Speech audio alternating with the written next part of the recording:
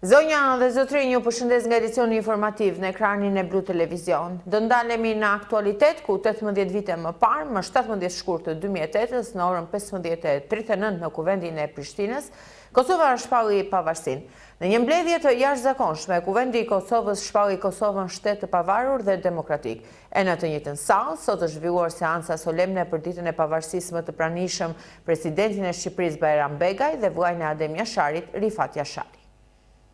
18 vite më parë, më 17 shkurt 2008 në orën 15:39 në kuvendin e Prishtinës, Kosova shpalli pavarësinë në një mbledhje të jashtëzakonshme ku morën pjesë 109 nga gjithsej 120 deputet. Kuvendi i Kosovës, një zëri, shpalli Kosovën shtet të pavarur, sovran dhe demokratik. Në po të njëjtën sallë, sot është zhvilluar seanca solemne për ditën e pavarësisë me të pranishëm dhe presidentin e Shqipërisë Bajram Begaj dhe vllajën e Adem Jasharit, Rifat Jashari. Presidenti Osmani tha se relativizimi i luftës së UÇK-s me krimet serbe minon lirinë e Kosovës dhe paqen në rajon. Osmani nderoi gjithashtu të gjithë ata që ranë në luftën për liri, ndërsa shprehu mirënjohjen për arkitektin e pavarësisë së Kosovës, ish-presidentin Ibrahim Rugova. Presidenti Bajram Begaj në fjalën e tij shprehu qëndrimin e palëkundër të Shqipërisë krah Kosovës, ndërsa tha se historia e këtij shteti nuk mund të shkruhet pa Hashim Thaçin, Kadri Veselin, Recep Selimin dhe Jakub Krasniqin që sot gjenden në Hag. Kryeministri i Kosovës Albin Kurti nderoi luftëtarët e UÇK-s dhe veteranët e luftës, teksa tha se pas sakrificën e tyre sot nuk do të kishim shtetin e lirë. Kurti tha se Thaçi, Selimi, Krasniqi dhe Veseli akuzohen padrejtisht në Hag se luftuan për liri kundër një regjimi gjenocidal.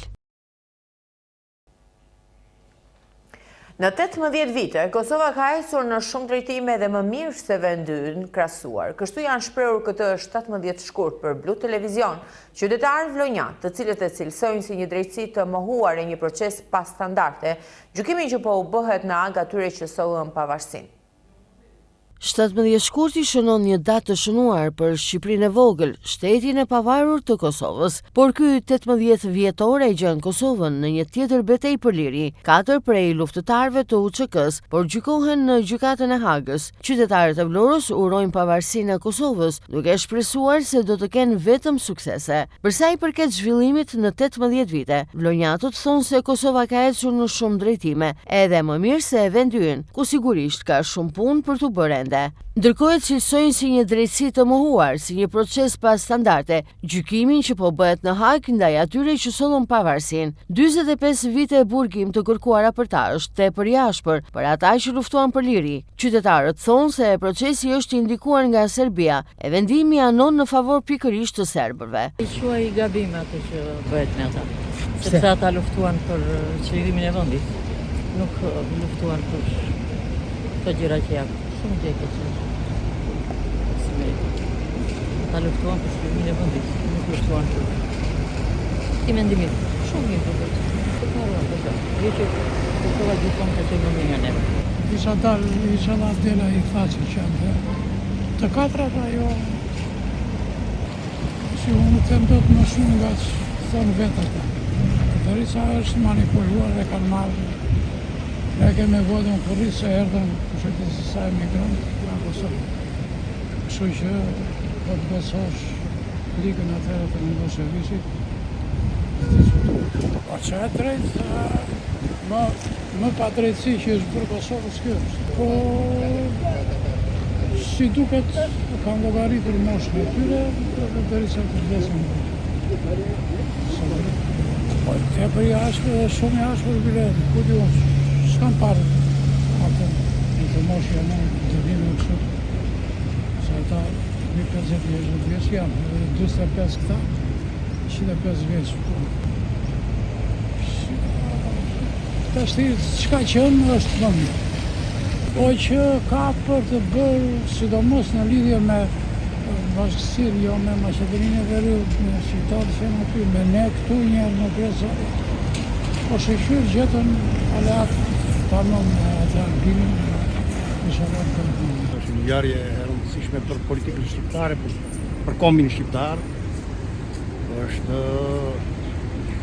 fitoria e pavarësisë së Kosovës, është me rëndësi jo vetëm kombëtare, por edhe ndërkombëtare. Populli kosovar një herë mirë u shkëput nga regjimi serb, vendosi pavarësinë, sot ka qeverinë e vet, ka shtetin e vet dhe është në bashkëpunim me të gjithë ndërkombëtarët dhe punon e lufton për të realizuar të tyre të objektivat në fushën e mbrojtjes së ekonomisë. Është shtet i pavarur me një fjalë. Sigurisht deri diku e kam ndjekur. Unë jam me atë që janë gjithë shqiptarët, është në mënyrë të padiskutueshme 100% e shqiptarëve gjykojnë se ky proces është i montuar, është proces politik, është proces që është indikuar nga jashtë dhe domosdoshmërisht nga serbët. Dhe mendojmë dhe gjykojmë që duke patur parasysh që drejtësia duhet bëj drejtësi, edhe në Hag duhet bëj drejtësi dhe për mua këtyre luftëtarëve të UÇK-s do t'u jepet pafajësia. Absolutisht nuk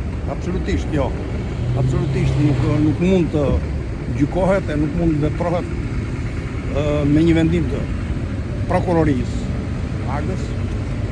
Besoj se gjykata do ta vërë dorën, jo dorën në zemër, po do të gjykojë në bazën e fakteve dhe provave dhe do jap pafajësi për mua. Për mua Kosova ka përpor shumë bile ecën me hapa më të shpejta se zhvillimi ynë, se zhvillimi i vendit tonë. Ecën me hapa më të shpejta dhe ka pavarësi më të plotë. Mua më çdo rasti që e kam vizituar disa herë Kosovën, kam qenë ish ushtarak dhe vlerësoj se Kosova po ecin me ritmin e duhur.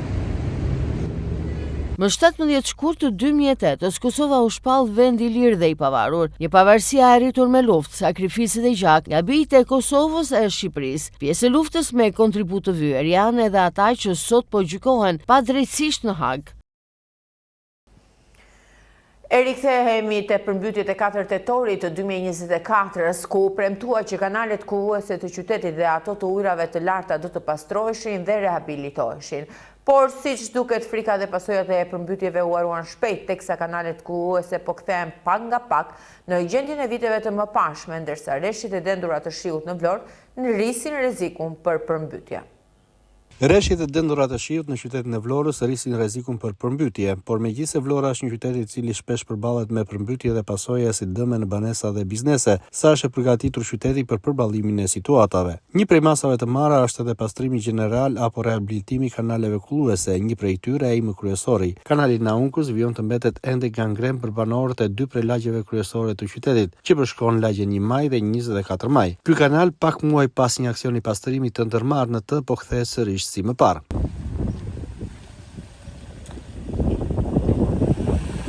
Banorët e zonës tregojnë se aromat e pakëndshme, insektet e shumta dhe papastërtitë janë problemi i tyre kryesor. Duke njohur situatën ndër vite, ata shprehen se realiteti nuk ka ndryshuar as pak. Sipas banorëve, kanali pastrohet, por jo aq shpejt sa duhet, teksa bin apel që aksionet e pastrimit jenë më të shumta gjatë vitit. Gjendja që është sot te ky kanal i bllokuar nga mbetjet bën që të rritet sipas banorëve rreziku për përmbytje. Banorët thonë se përgjegjës janë të qytetarët që hedhin mbeturinat në kanalet kulluese dhe jo në kontenier.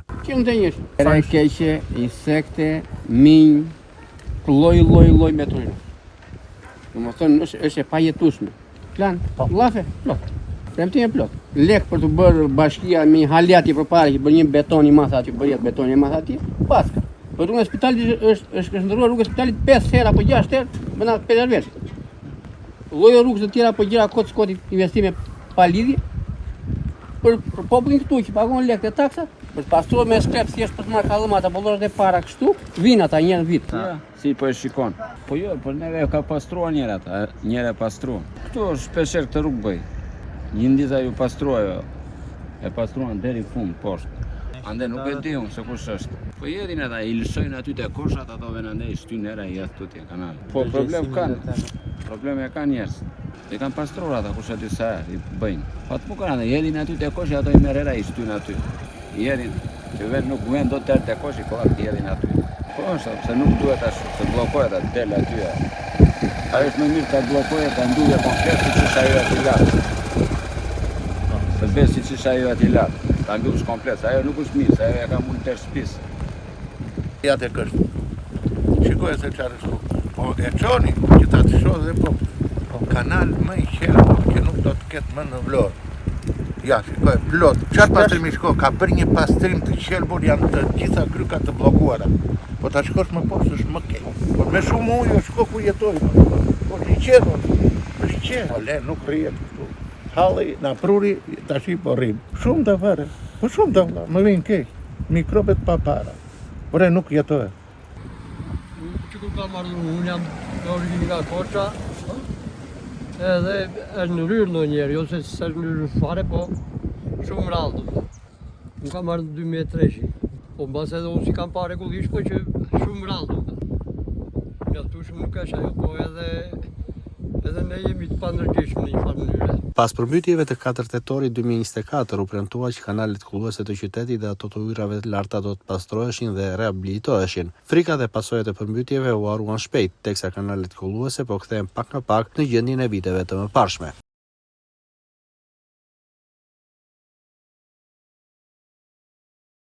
Bllokimi I kanalit kullues në fshatin e Nartës vijon të mbetet një nga ata problemet shqetësuese për banorët. Sa herë ka rreshje shiu, situata përsëritet duke sjellë përmbytje dhe vështirësi për familjet e zonës.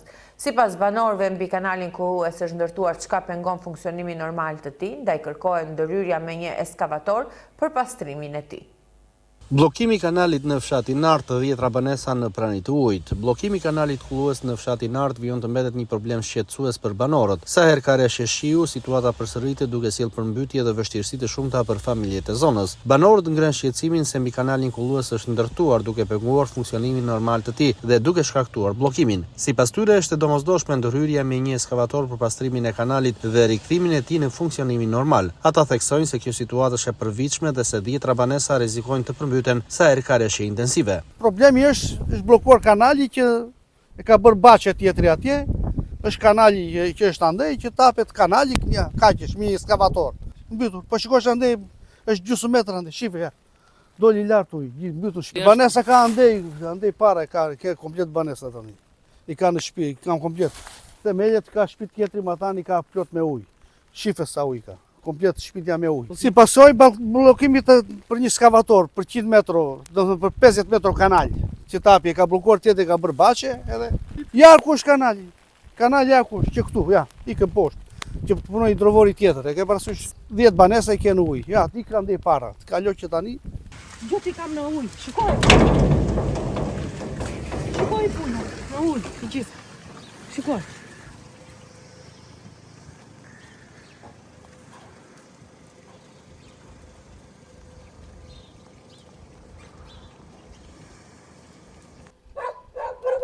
Si çdo vit këtë punë kemi, për një kanal atje që nuk hapet. Nuk ka skavator, erdhi administratori pa bie sollën, tha nuk ka skavator. Për të prishur kanë skavatore? Neve na është futur brenda, shikoj, unë s'kam ku të kaloj rrugë. Unë kam aty me ata në shtëpi. Neve andej gjëtë gjalla janë të mbytura në ujë, nuk me çizme nuk kalohet. Ata ka dalë ngjoli. Për çfarë për kanalin që nuk punon aty? E kemi çdo vit atë problem. Është bllokuar. Kanali për atë punë. Për një skavator, për një ulluk, mbytemi çdo vit. Kjo është, çdo vit. Edhe në një të gjeshtë. Shiko që përmbytje kemi. Në mbytën shtëpit. U shkatëruam. Andaj është më keq. Andaj më ata të vesh deri këtu ujë. Mund të jenë një 30 banesa po një me këtë problem. Bravo. Tash hej kanali që kalon atje, I këtu kalon dhe më ata është bllokuar nga mbrapa këtyre shtëpive ai kanal. Ka qenë kanali që janë ekzistues. Ata kanë bërë shtëpitë ndaj mbrapa dhe kanë të bllokuar. Situata në fshatin Nartë ripërsëritet vazhdimisht për shkak të mosfunksionimit të kanalit brenda fshatit. Rritja e nivelit të lagunës ndërkohë ka shtuar prurjet e ujit, duke krijuar probleme të tjera dhe duke çuar në prezencë ujë brenda banesave me rrezik të lartë për përmbytje. Përkeqësimi I kushteve hidrometeorologjike gjatë datave 17 dhe përfshirë 18 shkurtin, Kapitaneria e Portit Detar të Vlorës ka pëzuar lundrimin detar për mjetet e vogla lundruese dhe mjetet e peshkimit, por jo tragjetin e linjës me Brincin, I cili do të vijojë lundrimet. Edhe në Sarandë është ndalur dalja në det të mjeteve lundruese dhe anuluar lundrimi I tragjeteve të linjës Sarandë-Korfuz-Sarandë. Përkeqësimi I kushteve hidrometeorologjike brenda gjirit dhe jashtë gjirit të Vlorës ka sjellë pezullimin e mjeteve të vogla lundruese dhe anijeve të peshkimit. Në një njoftim të saj zyrtar, Kapitaneria e Portit të Vlorës ka bërë me dije se pezullimi I mjeteve të vogla lundruese dhe anijeve të peshkimit ka nisur prej orës 10 të datës 17 shkurt, ndërsa do të vijojë deri në orët e para të mëngjesit të datës 18. Sipas Kapitanerisë, forca e detit arrin me lartësinë e dallgëve nga 1.5 deri në 2.5 metra jashtë gjirit të Vlorës, çka e bën të pamundur lëvizjen e mjeteve të vogla të lundruese dhe anive të peshkimit, si brenda gjirit ashtu edhe jashtë saj. Ndërkohë konfirmohet që trageti i linjës Vlorë-Brindisi do të vijojë normalisht lundrimin drejt Italisë dhe Anasilltas.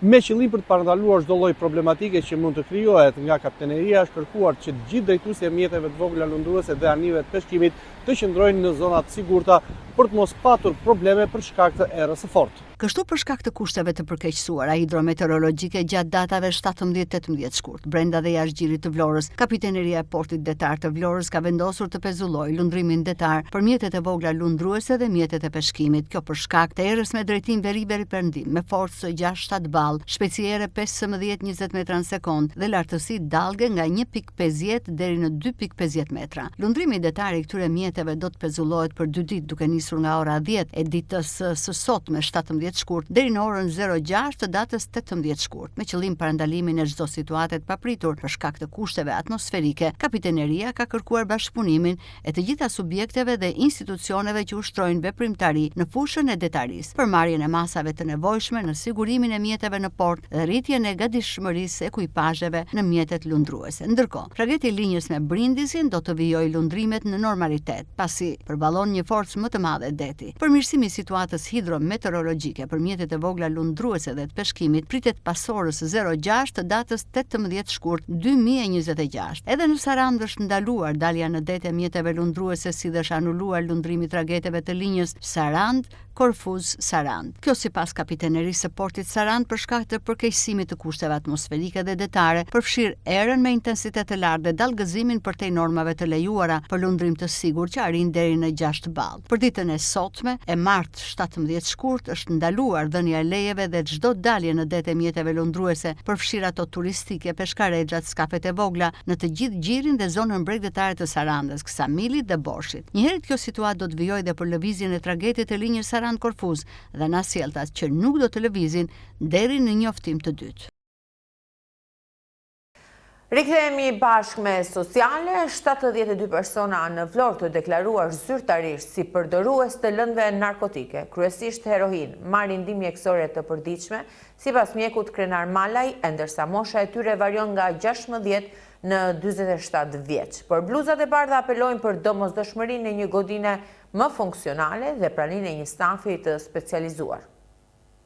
72 persona në Vlorë të deklaruar zyrtarisht si përdorues të lëndëve narkotike, kryesisht heroin dhe që marrin ndihmë mjekësore të përditshme. Mosha e tyre varion nga 16 deri në 47 vjeç. Megjithatë mendohet që ky numër të jetë më i lartë pasi ka dhe persona të tjerë përdorues të lëndëve të ndryshme narkotike. Mjeku Krenar Malaj konfirmon se këta persona marrin kryesisht metadon pranë qendrës që ofron ndihmën ditore të licencuar nga Ministria e Shëndetësisë dhe Policia Vendore. Sipas Malaj, metadoni është një medikament që ndihmon në qetësimin e përdoruesve të lëndëve narkotike, ndërsa në këtë program ajo ofrohet falas. Për momentin në këtë shërbimin ton janë 72 persona që marrin shërbimin për ditë. Edhe është një shërbim që ne ofrojmë metadonin, duke qenë që këta janë përdorues të lëndëve narkotike, të llojit heroin. Megjithatë ka patur edhe kërkesa të tjera, por duke qenë që ne kemi një ambient të kufizuar dhe pa kushtet minimale, ne kemi menduar që të ruajmë vetëm këtë grup që kemi prej shumë vitesh. Për momentin janë nga 16 deri në 47 vjeç. Në përgjithësi këta njoftojnë njëri tjetrin, domethënë që është një shërbim i tillë i ofruar, i cili është pa pagesë dhe është një program i licencuar nga Ministria e Shëndetësisë edhe nga Drejtoria e Policisë Vendore. Ideja është që në momentin që ata metadoni është një lëndë që përdoret, një medikament i cili përdoret për përdoruesit që marrin heroin. Ata e përdorin sepse mendojnë që është një lëndë e cila i qetëson dhe ata mund të kryejnë atë aktivitetin e tyre të përditshëm, të shkojnë në punë, në mbarvajtjen e punëve të tyre, të sillen mirë në familje dhe në fundit kursejnë dhe lek, nuk është se ato shpenzojnë si bëjnë për të blerë lëndë narkotike. Ka shumë persona që shkojnë shumë mirë në mbarvajtjen e punëve të përditshme dhe kanë krijuar familje, kanë gjetur dhe punë shumë të mirë, aq më tepër që tregu i punës për momentin ofron shumë mundësi. Mjeku krenar Malaj ndale dhe në shkaqet që i çojnë këta persona në përdorimin e lëndëve narkotike, ndërsa thekson faktin se në Vlorë është e nevojshme një godinë më funksionale, e cila duhet të ketë kushte dhe natyrisht praninë e një mjeku, të psikologut dhe infermierit, të cilat për momentin mungojnë. Për të thënë qendër, po ajo është një qendër shëndetësore e abandonuar, e cila nuk plotëson nevojat minimale dhe kam ndjeni që Ministria e Shëndetësisë ka ofruar ose ka krijuar strukturë mjek, infermier dhe psikolog, edhe detyre shërbimit spitalor për të ofruar një ambient. Jemi në pritje pasi punët për të vërtetën nuk se shkojnë mirë në këtë qendër. Atëherë do thosha që në përgjithësi është ajo sjellja trendi që këta shikojnë shokët e tyre dhe imitojnë sjelljet e tyre, ose ndonjëherë edhe nga presioni bashkëmoshatarëve. Kështu që në përgjithësi këto imitojnë të tjerët ose janë dhe ato nevojat ekonomike në përgjithësi që këto kanë dhe këto problemet e stresit dhe shkojnë tek lëndët narkotike. Mendoj që një qendër mirë e kompletuar do të shërbente shumë mirë personave të tjerë që kanë ardhur në qendrën tonë dhe ne nuk kemi mundur të ofrojmë dot shërbimin. Vetëm në këtë qendër është gjithmonë duke plotësuar një kartel klinike, përcaktohet doza që ne në përgjithësi dërgojmë dhe te Nën Tereza te klinika toksikologjisë te profesor Andrini për të krijuar atë sasinë e duhur të lëndë të metadonit dhe plotësohen gjithë, ai paraqitet me një kartë identiteti ku plotësohen gjithë dokumentacioni i duhur dhe pastaj nështrohet terapisë me metadon. Gjithmonë falas, po. Përdoruesit e lëndëve narkotike në Vlorë në një numër që shkon në rreth 72 persona, të cilët marrin ndihmë të përditshme, por ky numër mendohet të jetë më i lartë, kryesisht në përdorimin e lëndëve të ndryshme narkotike.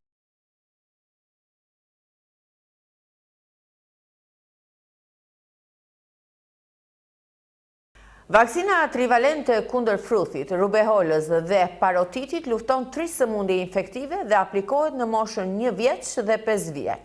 Instituti i Shëndetit Publik në një video mesazh apelon prindërit që të vaksinojnë fëmijët kundër fruthit dhe të marrin informacion të saktë në burime si mjeku pediatër, mjeku i familjes dhe personeli shëndetësor.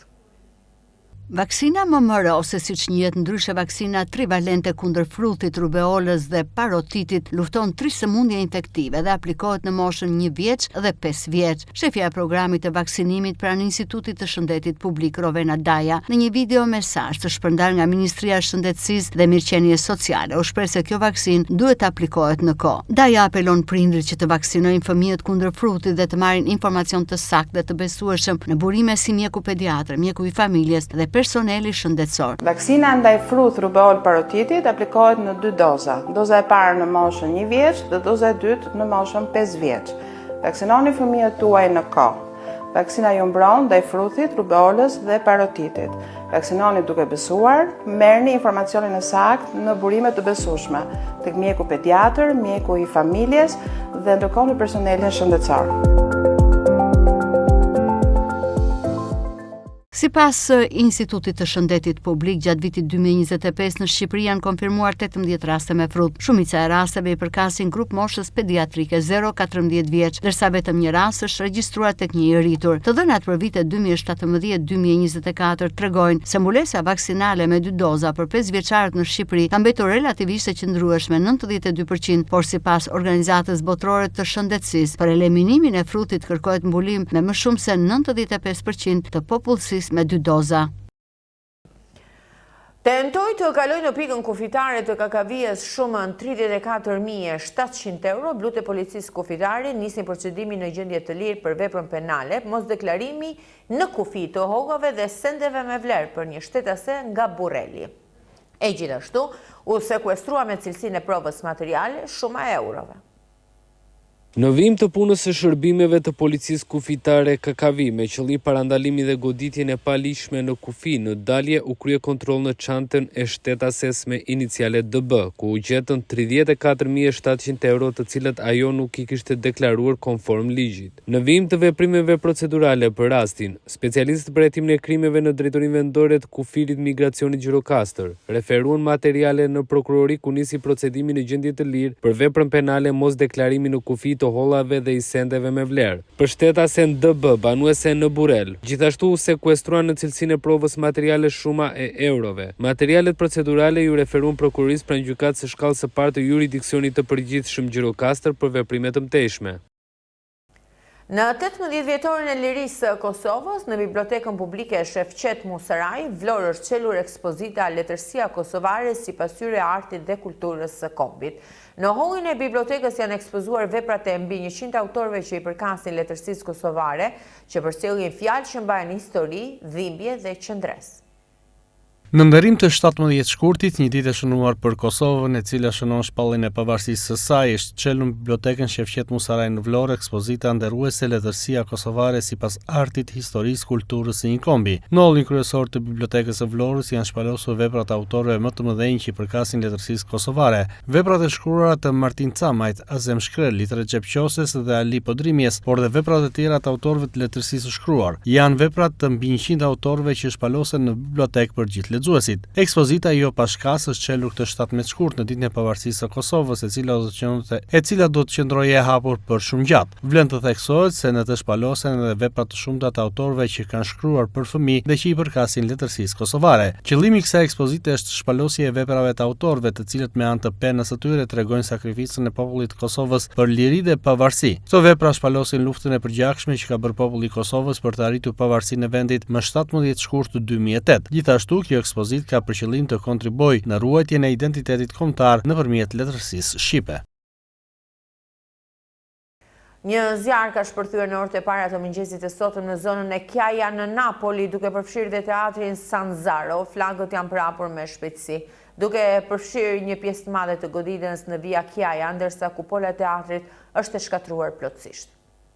Një zjarr ka shpërthyer në orët e para të mëngjesit të sotëm në zonën e Kjaja në Napoli, duke përfshirë dhe teatrin Sanazaro. Flakët janë përhapur me shpejtësi, duke përfshirë një pjesë të madhe të godinës në via Kjaja. Kupola e teatrit të shkatruar plotësisht. Raportohet gjithashtu për persona të asfiksuar mes banorëve të zonës. Pritet për 4 prej tyre që janë shoqëruar paraprakisht në spital. Ajri ishte bërë i papërballueshëm që në agimin e hershëm. Në disa imazhe të postuara nga banorët në rrjetet sociale shihen gjuflake që përfshin një apartament të një pallati ngjitur me teatrin historik, i ndërtuar kryesisht prej druri. Alarmi është dhënë nga disa banorë të zonës ku ndodhet godina, e cila është gjithashtu një qendër prodhimi teatror në një histori të rëndësishme pas vetes. Shumë persona kanë postuar foto të zjarrit dhe lajmi është përhapur me shpejtësinë e dritës në rrjetet sociale. Në vendngjarje kanë mbritur ekipe të zjarrfiksëve dhe policia, të cilët po hetojnë për shkaqet e zjarrit. Sipas informacioneve të para jo zyrtare që dalin nga burime hetimore, në bazë të zjarrit mund të ketë qenë një qark i shkurtër elektrik, ndërsa shumë banorë të via Kjaja kanë dalë në rrugë për të marrë informacione lidhur me zjarrin. Shumë prej tyre kanë raportuar se ajri është i papërballueshëm.